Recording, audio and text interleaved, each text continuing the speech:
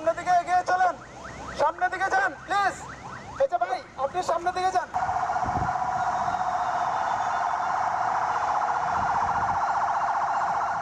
গত কয়েকদিনে রাজধানী জুড়ে চলা বিশৃঙ্খল পরিস্থিতি এখন অনেকটাই নিয়ন্ত্রণে এসেছে।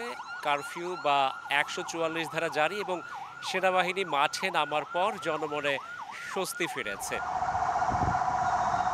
রাজধানীর গুরুত্বপূর্ণ যে পয়েন্টগুলো রয়েছে সেই পয়েন্টগুলোতে সেনাবাহিনী মোতায়েন রয়েছে এবং তারা জরুরি প্রয়োজন ছাড়া যারা ঘরের বাইরে বের হচ্ছেন তাদেরকে ঘরে ফিরিয়ে দিচ্ছেন। পাশাপাশি জরুরি প্রয়োজন মেটানোর জন্য যারা বেরিয়েছেন তারা নিরাপদে তাদের সেই জরুরি প্রয়োজনগুলো মেটাতে পারছেন।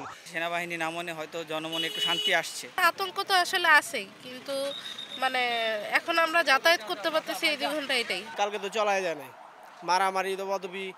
গত কয়েকদিনে রাজধানীর বিভিন্ন এলাকা ভিত্তিক যে বিশৃঙ্খলা তৈরি হয়েছিল, দাঙ্গা হাঙ্গামা তৈরি হয়েছিল, সেটি যেহেতু এখন আজ সেই অর্থে আমাদের কাছে তেমন কোনো তথ্য নেই, সুতরাং সাধারণ মানুষ যারা ঘরের বাইরে বেরিয়েছেন বিশেষ প্রয়োজনে তাদের সাথে আমাদের কথা হয়েছে, তারা বেশ স্বস্তি প্রকাশ করেছেন। আমার সন্তানরা যে রাস্তায় নামছে, তারা যে করছে এটা ন্যায্য দাবি আমরা সবাই মনে করি। সরকারকে ধন্যবাদ দিব যে ফাইনালি তারা প্রবলেমটাকে বুঝতে পারছে।